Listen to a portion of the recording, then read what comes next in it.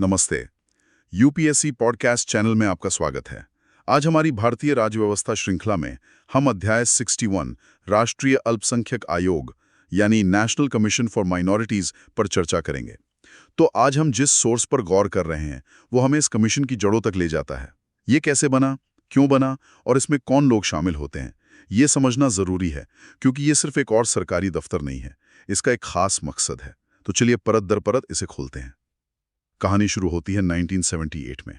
उस वक्त केंद्र सरकार ने सीधे संसद से कानून पास करके नहीं, बल्कि एक कार्यकारी संकल्प मतलब एन एग्जीक्यूटिव रेजोल्यूशन के जरिए अल्पसंख्यक आयोग यानी माइनॉरिटीज कमीशन की स्थापना की। ये थोड़ा कह सकते हैं इनफॉर्मल तरीका था शायद। हाँ बिल्कुल। और ये जानना दिलचस्प है कि सरकार को इसकी जरूरत क्यों महसूस हुई। क्या उस वक्त अल्पसंख्यकों के लिए कोई सुरक्षा उपाय नहीं थे? बिल्कुल थे। संविधान में थे, कानूनों में थे। लेकिन उस रेजोल्यूशन में सरकार ने खुद माना कि इन सेफगार्ड्स के बावजूद अल्पसंख्यकों के बीच कहीं ना कहीं एक एहसास था असमानता और भेदभाव का, इनइक्वालिटी और डिस्क्रिमिनेशन का। उन्हें लग रहा था कि बराबरी शायद सिर्फ कागज पर है, हकीकत में नहीं। हाँ, ये बहुत अहम नुक्ता है। मतलब कानून बना देना एक बात है और लोगों को ये महसूस होना कि वो कानून उनके लिए काम कर रहा है, वो बिल्कुल दूसरी बात है। जैसे जैसे स्कूल में नियम तो बहुत होते हैं, पर जब तक बच्चों को लगे नहीं कि नियम सबके लिए बराबर लागू हो रहे हैं, तब तक बात नहीं बनती। तो सरकार का इरादा क्या था इस कमीशन को बनाकर? देखिए, सरकार के दो बड़े लक्ष्य थे, जैसा रेजोल्यूशन में लिखा है। पहला, देश की जो धर्मनिरपेक्ष परंपराएं हैं, सेक्युलर ट्रेडिशंस, उनको सहेजना, उनको प्रिजर्व करना, जो भारत की पहचान है। और दूसरा, राष्ट्रीय एकता मतलब नेशनल इंटीग्रेशन को बढ़ावा देना। सरकार का मानना था कि अगर अल्पसंख्यक असुरक्षित या अलग-थलग महसूस करेंगे तो देश की एकता मजबूत नहीं हो सकती। और इन ऊंचे लक्ष्यों को हासिल करने का जरिया क्या सोचा गया, रास्ता क्या था? जरिया था इम्प्लीमेंटेशन पर फोकस। रेजोल्यूशन कहता है कि अल्पसंख्यकों के लिए जितने भी सुरक्षा उपाय, जितने भी सेफगार्ड्स मौजूद हैं, चाहे वो संविधान में हो, केंद्र या राज्य के कानूनों में हो, या फिर सरकारी नीतियों और प्रशासनिक योजनाओं, गवर्नमेंट पॉलिसीज इन एडमिनिस्ट्रेटिव स्कीम्स में, उन्हें प्रभावी ढंग से लागू करवाना, इफेक्टिवली इन्फोर्स एंड इम्प्लीमेंट करवाना। सरकार को ये एहसास हुआ कि सिर्फ नीतियां घोषित कर देना काफी नहीं है। उनके अमल को देखने के लिए, उनकी निगरानी के लिए एक संस्थागत व्यवस्था, एक इंस्टीट्यूशनल अरेंजमेंट की फौरन जरूरत है। और न सब बातें हवा हवाई रह जाती। ये बिल्कुल वैसा ही है जैसे आजकल हम देखते हैं। मान लीजिए सरकार ने कोई स्कॉलरशिप स्कीम निकाली किसी खास वर्ग के लिए। अब स्कीम अनाउंस हो गई, पर क्या वो असल में सही लोगों तक पहुंच रही है? कोई दिक्कत तो नहीं आ रही फॉर्म भरने में, पैसे मिलने में देरी तो नहीं हो रही? इन सब पर नजर रखने के लिए एक मॉनिटरिंग बॉडी चाहिए होती है। यहाँ भी शायद वही सोच थी। एकदम सही एनालॉजी है आपकी। एक वॉचडॉग बॉडी की जरूरत थी। लेकिन फिर वक्त के साथ ये महसूस किया गया कि एक एग्जीक्यूटिव रेजोल्यूशन से बनी बॉडी में शायद उतना दम नहीं होता।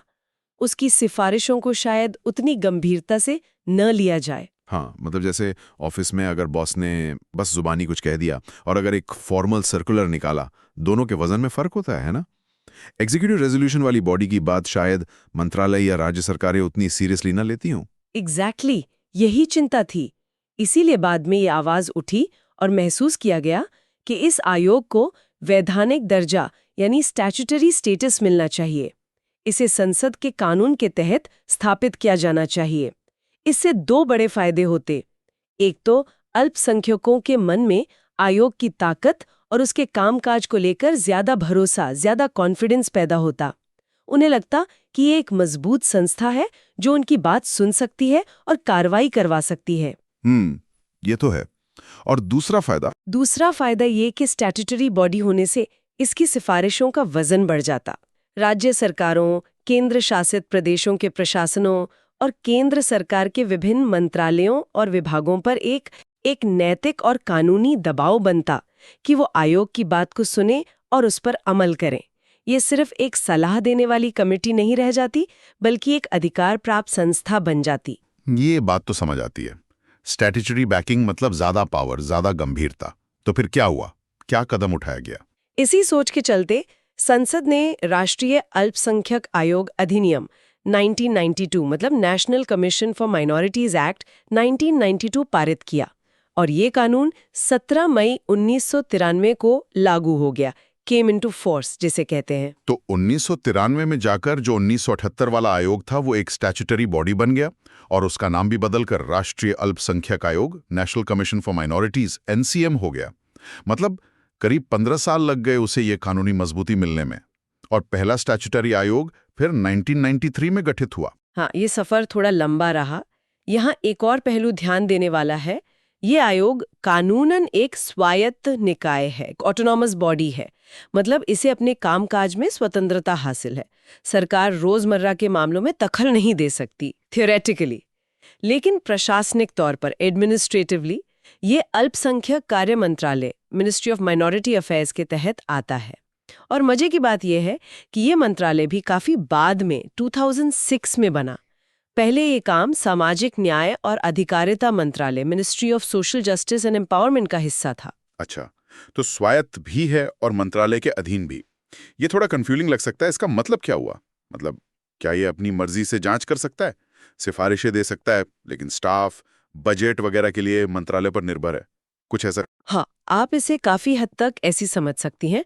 ऑटोनॉमी का मतलब है कि आयोग अपने कोर फंक्शंस जैसे शिकायतों की जांच करना, अल्पसंख्यकों के विकास का मूल्यांकन करना, सिफारिशें देना, इनमें स्वतंत्र है। सरकार ये नहीं कह सकती कि आप ये जांच मत करो या ऐसी सिफारिश मत दो।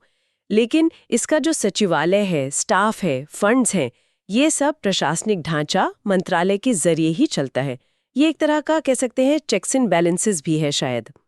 अब आते हैं एक बहुत ही पेचीदा और दिलचस्प सवाल पर। कौन सा सवाल? मुझे तो कई सवाल दिख रहे हैं इसमें। सवाल ये कि ये जो NCM एक्ट 1992 है, ये अल्पसंख्यक यानी माइनॉरिटी शब्द को परिभाषित ही नहीं करता। It does not define the term minority. क्या बात कर रहे हैं?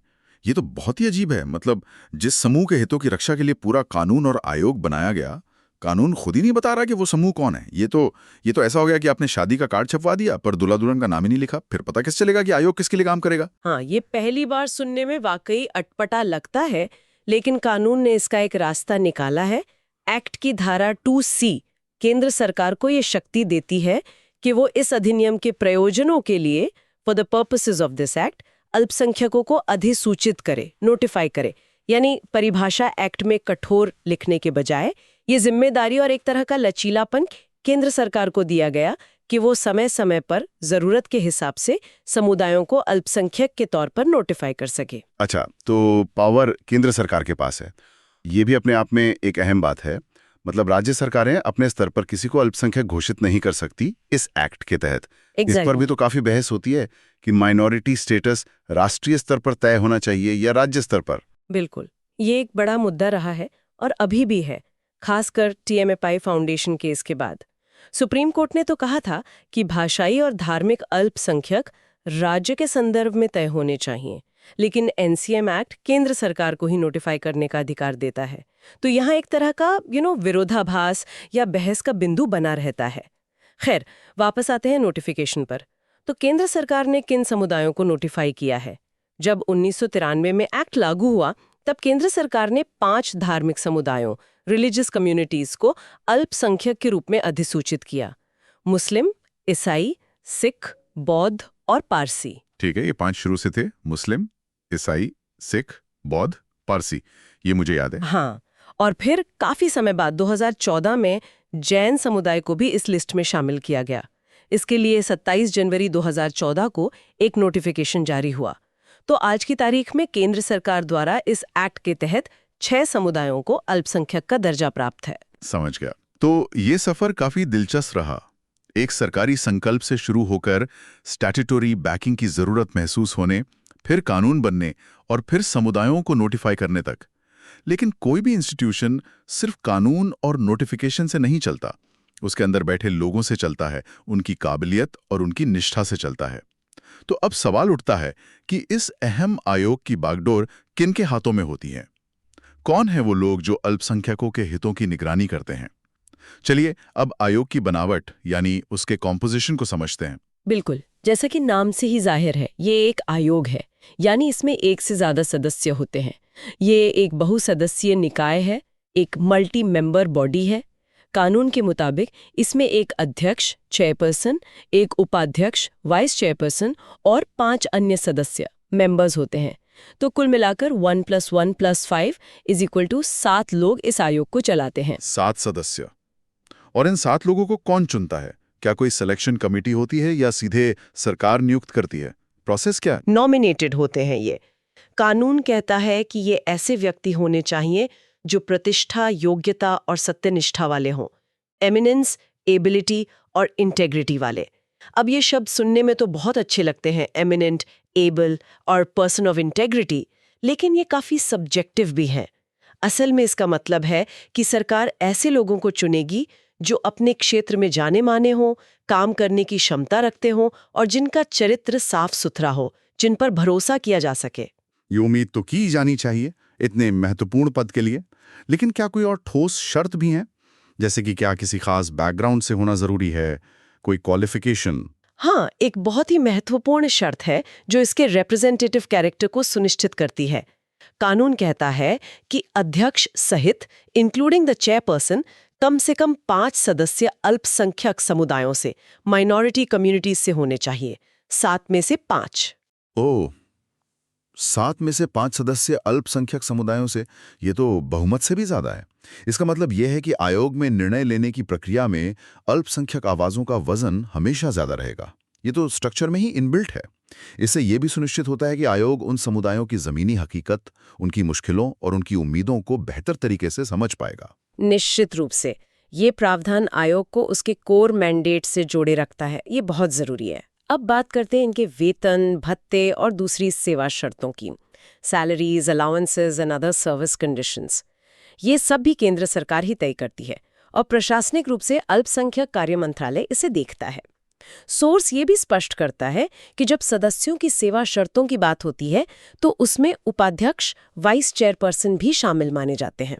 ठीक है, नियुक्ति केंद्र सरकार करती है, सेवा शर्तें केंद्र सरकार तय करती है। अब इनका कार्यकाल कितना होता है? कितने समय के लिए ये लोग इस पद पर रहते हैं? परमानेंट तो नहीं होता होगा? नहीं, परमानेंट नहीं होता। अध्यक्ष और सदस्य दोनों का ही कार्यकाल पद ग्रहण करने की तारीख से 3 साल का होता है। A period of 3 years। सिर्फ 3 साल? ये कार्यकाल तो ज्यादा लंबा नहीं लगता, खासकर इतने संवेदनशील काम के लिए जहां आपको चीजें समझने और फिर एक्शन लेने में वक्त लगता है।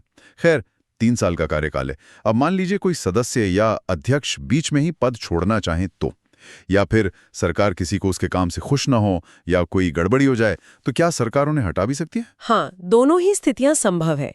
कोई भी सदस्य या अध्यक्ष चाहें तो अपना इस्तीफा, रेजिग्नेशन लिखित में केंद्र सरकार को देकर कभी भी पद छोड़ सकते हैं। इसमें कोई रोक नहीं है।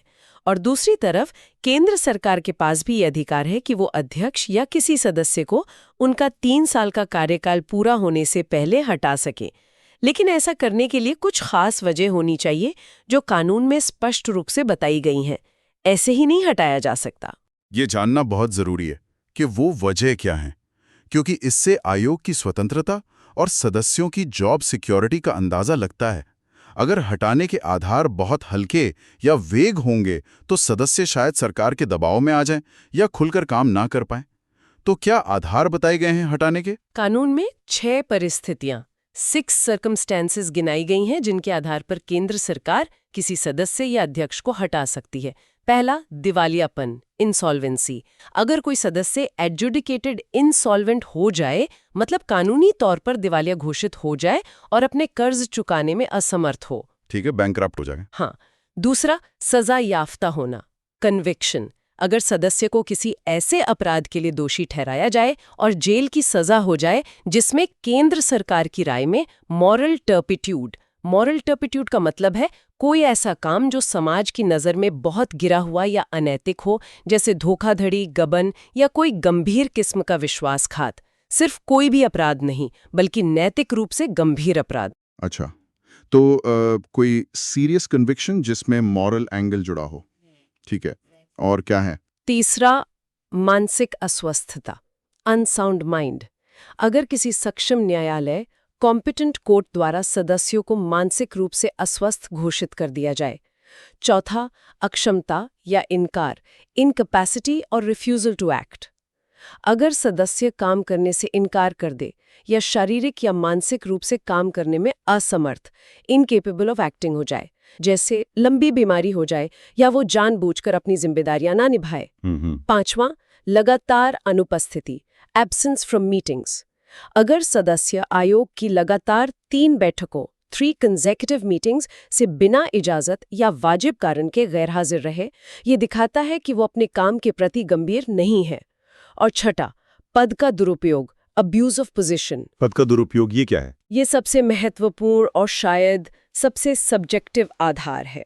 अगर सदस्य ने अपने पद का इस तरह दुरुपयोग किया हो कि केंद्र सरकार की राय में उसका पद पर बने रहना अल्पसंख्यकों के हितों या सार्वजनिक हित पब्लिक इंटरेस्ट के लिए हानिकारक, डेट्रीमेंटल हो, मतलब पावर का गलत इस्तेमाल करना। ये छठा वाला आधार पद का दुरुपयोग और वो दूसरा वाला नैतिक अधमता, इन दोनों में केंद्र सरकार की राय में in the opinion of the central government लिखा है। इसका मतलब तो ये हुआ कि इन मामलों में सरकार का विवेक, सरकार का डिस्क्रिशन वाक मायने रखता है। क्या ये आयोग की स्वतंत्रता के लिए चिंता का विषय नहीं हो सकता?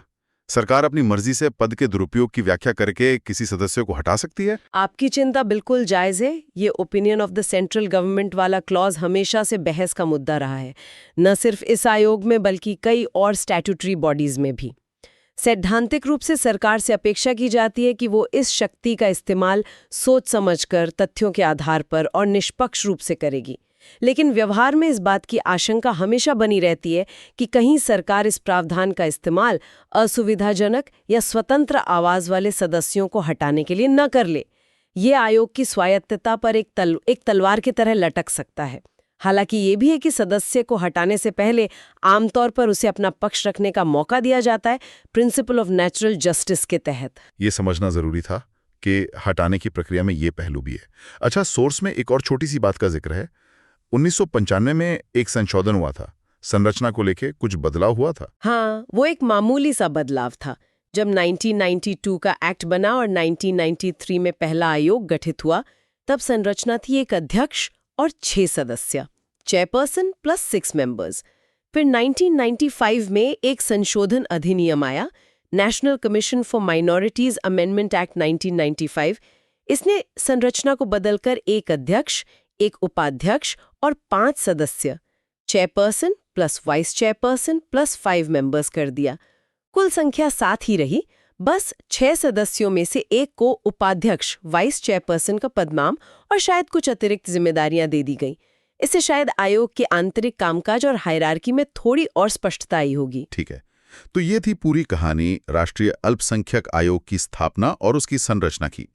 कैसे जरूरत महसूस हुई, कैसे उसे कानूनी जामा पहनाया गया, कौन अल्पसंख्यक माने जाते हैं इस एक्ट के तहत, और कौन लोग इस आयोग में बैठते हैं, कैसे आते हैं और किन परिस्थितियों में हटाए जा सकते हैं।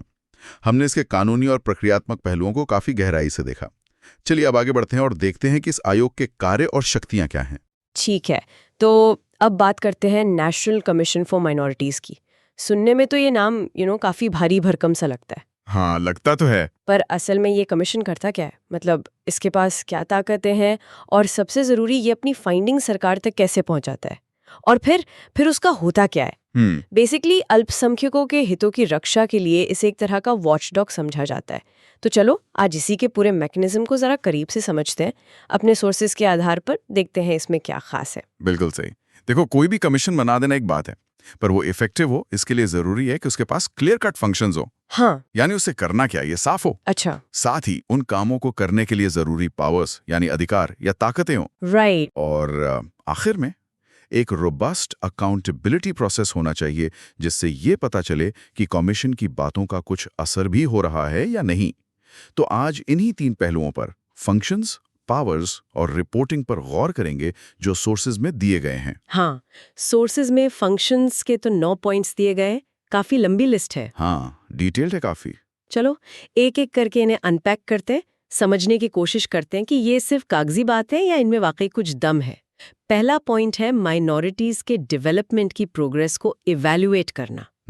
यूनियन और स्टेट्स दोनों लेवल्स पर, मतलब सरकारें जो दावे करती हैं, ये कमीशन चेक करता है कि जमीन पर क्या हो रहा है। ये सही है? हाँ बिल्कुल, और ये इवैल्यूएशन सिर्फ आंकड़ों का खेल नहीं है। अच्छा। इसका मतलब है देखना कि सरकारी योजनाएं, मान लो नई मंजिल या सीखो और कमाओ जैसी स्कीम्स, माइनॉरिटीज तक पहुंच भी रही हैं या बस फाइलों में चल रही हैं।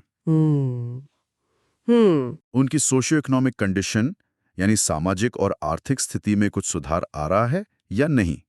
जैसे क्या मुस्लिम बस्तियों में लड़कियों के स्कूल ड्रॉप आउट रेट में कमी आई है? हाँ, ये एक अच्छा इंडिकेटर है। बिल्कुल। या क्या छोटे शहरों में सिख नौजवानों को अपना कारोबार, जैसे कोई कंप्यूटर रिपेयर की दुकान या छोटा ढाबा, शुरू करने के लिए बैंक लोन आसानी से मिल रहा है? ओके। क्या रिमोट एरियाज में रहने वाले क्रिश्चियंस को बेसिक हेल्थ केयर फैसिलिटीज मिल पा रही हैं? या ये सब डेवलपमेंट के कॉन्क्रीट इंडिकेटर्स हैं, जिनका जमीनी असेसमेंट बहुत जरूरी है। ये सिर्फ जीडीपी ग्रोथ की बात नहीं है, ये ह्यूमन डेवलपमेंट की बात है। अंडरस्टूड, ये बात तो समझ में आई। अब दूसरा फंक्शन, संविधान और कानूनों, पार्लियामेंट और स्टेट लेजिस्लेचर्स द्वारा बनाए गए में माइनॉरिटीज के लिए दिए गए सेफगार्ड्स के वर्किंग को मॉनिटर करना। सेफगार्ड्स मतलब वो सुरक्षा कवच जो कॉन्स्टिट्यूशन या लॉज उन्हें देते हैं। हाँ, तो ये देखना कि ये कवच काम भी कर रहे हैं या इनमें छेद हो गए हैं। एग्जैक्टली, बिल्कुल सही शब्द इस्तेमाल किया, छेद। जैसे कॉन्स्टिट्यूशन का आर्टिकल 29 और 30 माइनॉरिटीज को अपने डिस्टिंक्ट कल्चर को प्रिजर्व करने और अपने एजुकेशनल इंस्टीट्यूशंस चलाने का अधिकार देता है।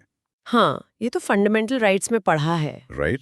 तो कमीशन का काम है ये देखना कि कहीं कोई सरकारी पॉलिसी, कोई नया नियम या किसी अफसर का कोई एडमिनिस्ट्रेटिव एक्शन इन अधिकारों को कमजोर तो नहीं कर रहा। जैसे कोई उदाहरण? मिसाल के तौर पर सोचो कोई राज्य सरकार किसी माइनॉरिटी रन कॉलेज, मान लो कोई खालसा कॉलेज या सेंट स्टीफेंस जैसा कॉलेज, के मैनेजमेंट में बेवजह दखल दे रही है, अच्छा, या उनके एडमिशन प्रोसेस में ऐसी शर्तें लगा रही है जो उनके कॉन्स्टिट्यूशनल राइट्स के खिलाफ जाती हों, या फिर किसी इलाके में उर्दू या किसी और अल्पसंख्यक भाषा के संरक्षण के लिए बने स्कूल को ग्रांट देने में आनाकानी की जा रही हो। कमीशन इन सब पर नजर रखेगा और ये इंश्योर करेगा कि कॉन्स्टिट्यूशनल गारंटीज बनी रहे, उन्हें प्रोटेक्ट किया जाए। ये मॉनिटरिंग तो ठीक है, पर अगर कोई गड़बड़ दिखे तो मतलब सिर्फ देखकर रिपोर्ट करने से तो नहीं होगा। नहीं, बिल्कुल नहीं। यहीं पर तीसरा फंक्शन आता है ना?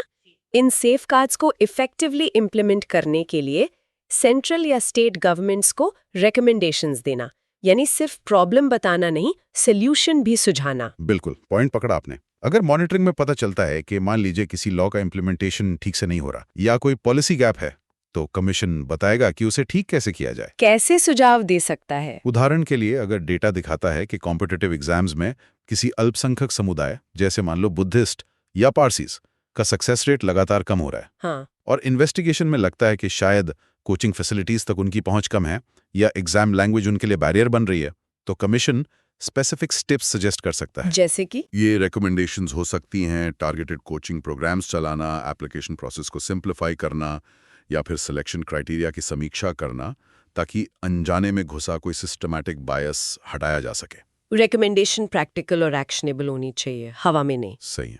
प्रैक्टिकल होना जरूरी है। अच्छा, चौथा फंक्शन तो बहुत ही डायरेक्ट और इम्पोर्टेंट लगता है मुझे। कौन सा? ये वाला, माइनॉरिटीज के राइट्स और सेफगार्ड से वंचित होने की स्पेसिफिक कंप्लेंट्स को देखना और उन्हें एप्रोप्रिएट अथॉरिटीज के साथ उठाना। मतलब अगर किसी इंडिविजुअल या ग्रुप के साथ नाइंसाफी हुई है तो वो सीधे कमीशन का दरवाजा खटखटा सकता है। हाँ, बिल्कुल। ये तो एक तरह से जनता की आवाज बन गया फिर। हाँ, ये कमीशन का शायद सबसे विजिबल और डायरेक्ट पब्लिक इंटरफेस है। कोई भी व्यक्ति, कोई संस्था या कोई एनजीओ शिकायत दर्ज करा सकता है। किस तरह की शिकायतें आती होंगी, कुछ अंदाजा है? परिवार को हाउसिंग सोसाइटी में धर्म के आधार पर फ्लैट खरीदने या किराए पर लेने से रोका जा रहा है। ये मेट्रोपॉलिटन सिटीज में काफी सुनने को मिलता है। हाँ, ये तो बहुत कॉमन प्रॉब्लम है। बिल्कुल। या किसी ईसाई बहुल गांव में सड़क, पानी, बिजली जैसी बुनियादी सुविधाएं सालों से नदारद है। या फिर किसी जैन समुदाय को अपने पर्युषण पर्व के दौरान कुछ खास दिनों के लिए मीट शॉप्स बंद रखने की उनकी मांग पर प्रशासन ध्यान नहीं दे रहा। या फिर किसी सिख व्यक्ति को पगड़ी के वजह से किसी सरकारी दफ्तर में एंट्री नहीं मिल रही। ओह, ये सब भी होता है? होता है। कमीशन इन शिकायतों की जांच करता है, संबंधित सरकारी विभाग या अधिकारी से रिपोर्ट मांगता है और मामले को सुलझाने की कोशिश करता है। ये एक महत्वपूर्ण ग्रीवियंस रिड्रेसल मैकेनिज्म है जहां लोग अपनी बात रख सकते हैं। ठीक है, ये तो ही शिकायतों पर कार्रवाई। पर क्या कमीशन खुद से भी कुछ करता है?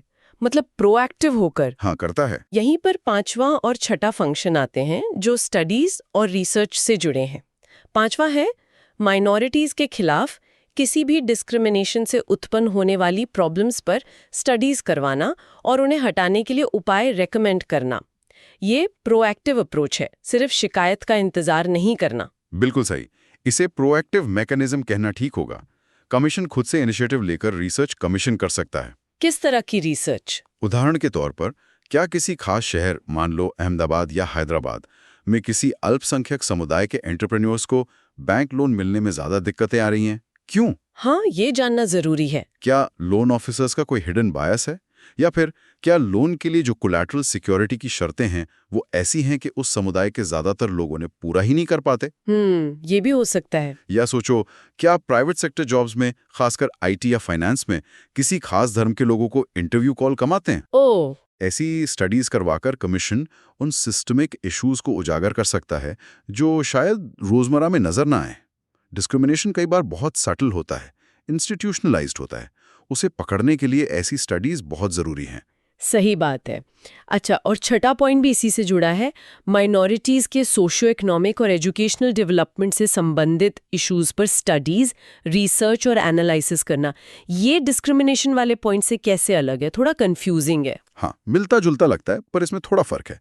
ये पांचवें पॉइंट का ही एक तरह से एक्सटेंशन है, पर इसका फोकस डिस्क्रिमिनेशन के बजाय ज्यादा डेवलपमेंट एस्पेक्ट्स पर है। अच्छा, डेवलपमेंट पर। हाँ, डिस्क्रिमिनेशन एक पहलू है, ओवरऑल विकास दूसरा।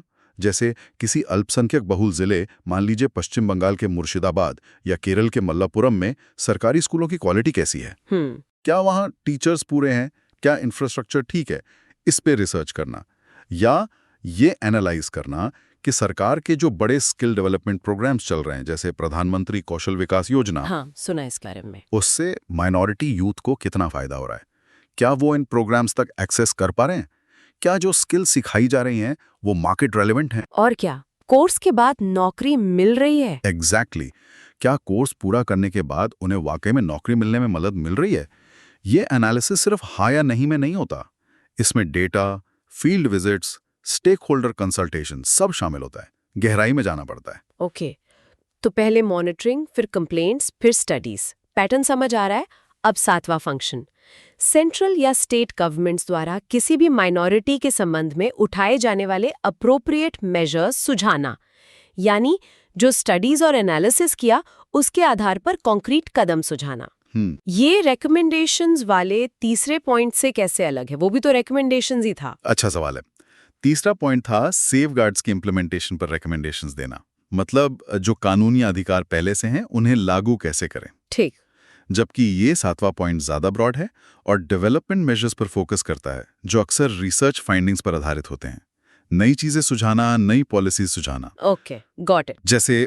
जैसे अगर रिसर्च में पता चले कि किसी माइनॉरिटी कम्युनिटी, मान लीजिए नोमैडिक ट्राइब्स, जिन्हें माइनॉरिटी का दर्जा मिला हो, उनमें बच्चों का स्कूल ड्रॉप आउट रेट बहुत ज्यादा है क्योंकि उनके माँ बाप काम के लिए माइग्रेट करते रहते हैं। हाँ, ये तो प्रॉब्लम है। तो कमीशन स्पेसिफिक इंटरवेंशन सजेस्ट कर सकता है, जैसे मोबाइल स्कूल्स बनाना, या रेजिडेंशियल स्कूल्स में उनके बच्चों के लिए सीटें रिजर्व करना, या माँ बाप के लिए इनकम जनरेशन के लोकल अवसर पैदा करना ताकि माइग्रेशन कम हो। अच्छा, मतलब काफी स्पेसिफिक सुझाव। हाँ, ये सुझाव रिसर्च बैक्ड, एविडेंस बेस्ड और टारगेटेड होने चाहिए। ये सिर्फ जनरल सलाह नहीं होती कि विकास करो, कैसे करो वो बताना है। समझ गई। अब आठवां पॉइंट रिपोर्टिंग से जुड़ा है। सेंट्रल गवर्नमेंट को माइनॉरिटी से संबंधित किसी भी मामले पर और खासकर उनके सामने आने वाली डिफिकल्टीज पर पीरियोडिकल या स्पेशल रिपोर्ट्स देना, सरकार को रेगुलरली अपडेट करते रहना कि भाई ये चल रहा है मैदान में। बिल्कुल, ये ट्रांसपेरेंसी और सरकार को इन्फॉर्म्ड रखने के लिए बहुत जरूरी है। कमीशन अपनी फाइंडिंग्स, अपनी रिकमेंडेशंस, अपनी एक्टिविटीज, सब कुछ फॉर्मल रिपोर्ट्स के जरिए सरकार के सामने रखता है। ये रिपोर्ट्स कब दी जाती हैं? आमतौर पर ये एनुअल रिपोर्ट्स होती हैं जिनमें पूरे साल का लेखा जोखा होता है।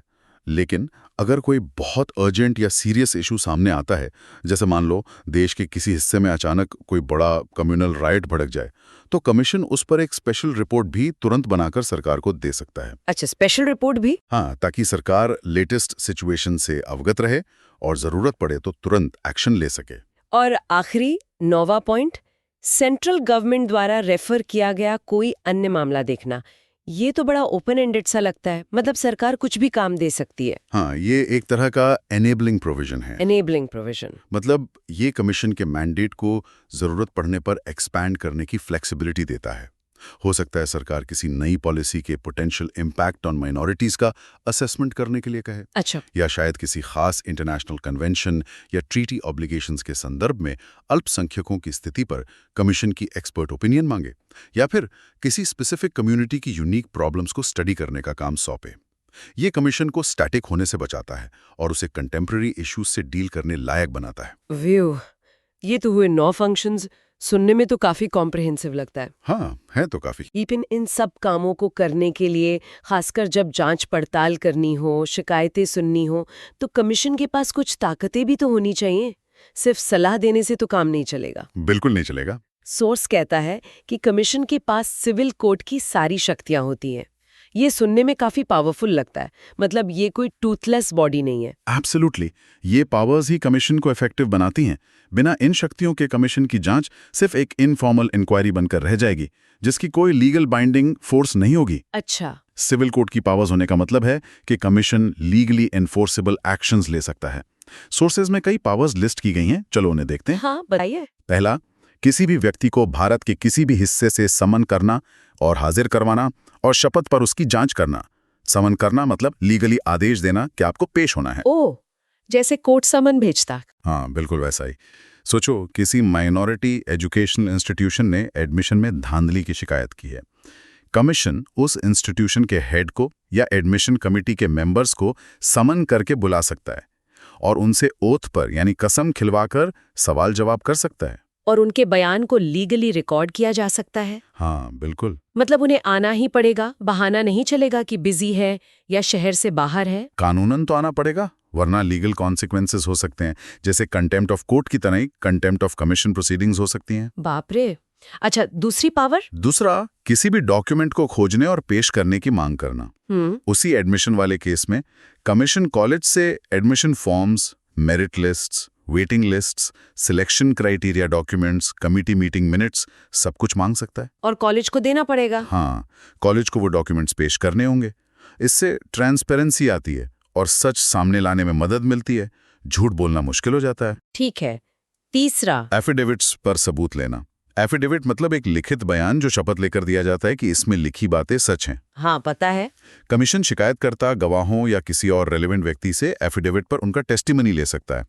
कोर्ट में जैसे एफिडेविट की लीगल वैल्यू होती है, वैसे ही कमीशन के सामने भी होती है। ठीक है।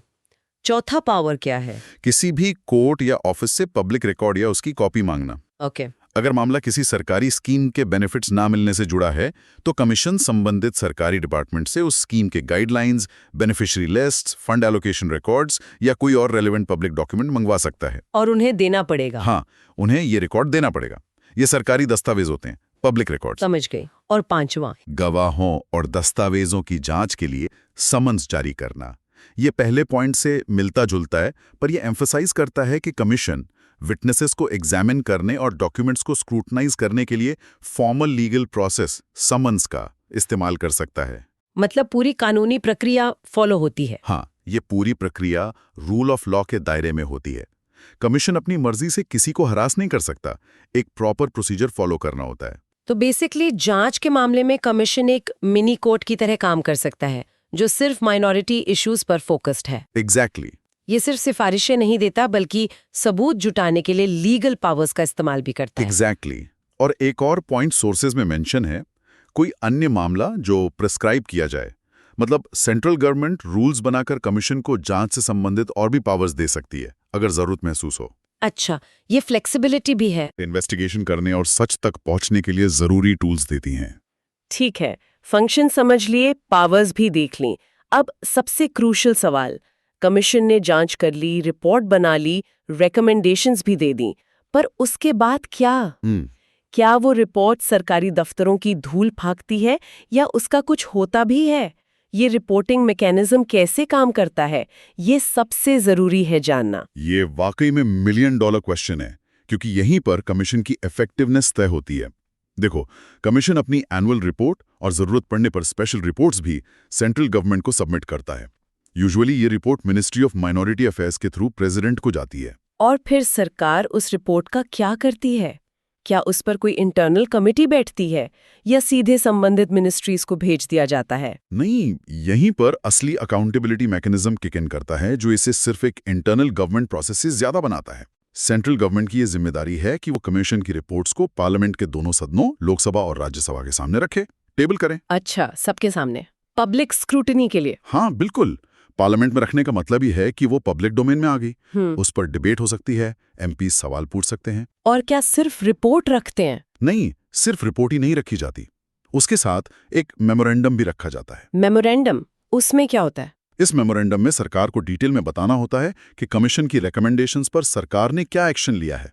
Action taken report, ATR। Action taken report. हाँ, हर रिकमेंडेशन पर सरकार का स्पेसिफिक रिस्पॉन्स होता है कि इसे माना गया है या नहीं माना गया है या पार्शली माना गया है। और अगर सरकार ने कोई रिकमेंडेशन नहीं मानी तो क्या वो बस ये कह के निकल सकती है कि we do not agree?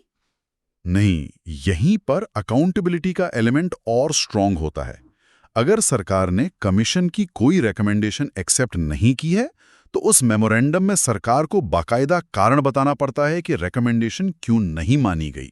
Reasons for non acceptance? हाँ, ये ट्रांसपेरेंसी इंश्योर करता है। सरकार कमीशन की सलाह को आर्बिट्रेरीली रिजेक्ट नहीं कर सकती। उसे पार्लियामेंट के माध्यम से देश को जवाब देना होता है कि उसने कोई सुझाव क्यों रिजेक्ट किया। इससे सरकार पर एक नैतिक और राजनीतिक दबाव बनता है कि वो रिकमेंडेशंस को सीरियसली ले। वाओ, ये तो काफी सॉलिड सिस्टम लगता है। पब्लिक अकाउंटेबिलिटी है इसमें। हाँ, है तो। अच्छा, ये तो हुई सेंट्रल गवर्नमेंट की बात। अगर रिपोर्ट का कोई हिस्सा या कोई रिकमेंडेशन किसी स्टेट गवर्नमेंट से रिलेटेड हो तो मान लीजिए कमीशन ने उत्तर प्रदेश में बुनकरों की समस्याओं पर कुछ कहा हो, तब क्या होगा? उस केस में प्रोसेस रेप्लिकेट होता है स्टेट लेवल पर। अच्छा, कैसे? कमीशन उस रिपोर्ट की रेलेवेंट कॉपी संबंधित स्टेट गवर्नमेंट को भेजता है। फिर यह स्टेट गवर्नमेंट की जिम्मेदारी है कि वो उस रिपोर्ट को एक्शन टेकन मेमोरेंडम के साथ, जिसमें रिकमेंडेशंस मानने या ना मानने का जस्टिफिकेशन हो, स्टेट लेजिस्लेचर यानी विधानसभा और अगर विधान परिषद है तो वहां भी के सामने रखे। ओह, मतलब स्टेट लेजिस्लेचर में भी वही प्रोसेस बिल्कुल वही है। ट्रांसपेरेंसी, अकाउंटेबिलिटी, पब्लिक स्क्रूटनी, बस प्लेटफॉर्म बदल जाता है, सेंटर की जगह स्टेट। तो ये पूरा एक लूप बन जाता है।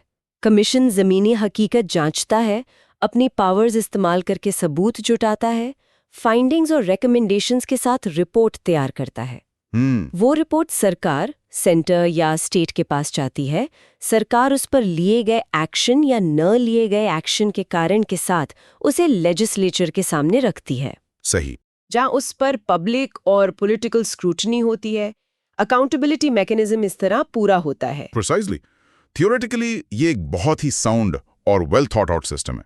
ये मैकेनिज्म इंश्योर करता है कि कमीशन की मेहनत बेकार ना जाए और सरकारें उसके सुझावों पर गंभीरता से विचार करने के लिए बाध्य हों या कम से कम पब्लिक में अपना पक्ष रखने के लिए अकाउंटेबल हों। तो कुल मिलाकर नेशनल कमीशन फॉर माइनॉरिटीज सिर्फ एक एडवाइजरी बॉडी या नाम की संस्था नहीं है। नहीं, बिल्कुल नहीं। सोर्सेज के हिसाब से इसके पास माइनॉरिटीज की डेवलपमेंट को इवैल्यूएट करने, उनके कॉन्स्टिट्यूशनल और लीगल सेफगार्ड्स की निगरानी करने, डिस्क्रिमिनेशन की शिकायतों पर एक्शन लेने, प्रोएक्टिव स्टडीज करने और सरकारों को स्पेसिफिक रिकमेंडेशंस देने के लिए काफी डिटेल्ड फंक्शंस है। हाँ, काफी व्यापक दायरा है। और इन फंक्शंस को सपोर्ट करने के लिए सिविल कोड जैसी पावर्स भी हैं जो इसे ताकत देती हैं। और सबसे अहम ये रिपोर्टिंग मैकेनिज्म, जिसमें पार्लियामेंट और स्टेट लेजिस्लेचर्स शामिल हैं, इसे अकाउंटेबिलिटी के दांत देता है, इसे इफेक्टिव बनाने की पोटेंशियल देता है, कम से कम कागज पर तो जरूर। बिल्कुल, कागज पर यह ढांचा काफी मजबूत और कॉम्प्रिहेंसिव दिखता है, इसमें कोई दो राय नहीं। असली चैलेंज, जैसा कि अक्सर होता है, वो इम्प्लीमेंटेशन में आता है। हाँ, वो तो है। क्या रिकमेंडेशंस वाकई मानी जाती हैं? क्या एक्शन टेकन रिपोर्ट्स में बताया गया एक्शन जमीन पर दिखता है? क्या नॉन एक्सेप्टेंस के जो कारण दिए जाते हैं वो जायज होते हैं या ब्यूरोक्रेटिक एक्सक्यूजेस होते हैं? और सबसे बड़ा सवाल, क्या इन सब प्रक्रियाओं से, इस पूरे स्ट्रक्चर से वाकई में देश के करोड़ों अल्पसंख्यकों की जिंदगी में, उनके रोजमर्रा के अनुभवों में, उनकी अपॉर्चुनिटीज में कोई मीनिंगफुल पॉजिटिव बदलाव आ रहा है? ये सोचने वाली बात है। हाँ, कि इस इम्प्रेसिव स्ट्रक्चर का एक्चुअल इम्पैक्ट, इसकी जमीनी हकीकत क्या है? स्ट्रक्चर होना एक बात है, उसका प्रभावी होना दूसरी। ये एक बड़ा सवाल है जिस पर शायद और गौर करने की जरूरत है। Okay, so we hope you liked our today's discussion on Chapter 61, National Commission for Minorities of Indian Polity. For more such discussions on UPSC topics, subscribe to the UPSC podcast channel. Dhanyavad, Jai Hind.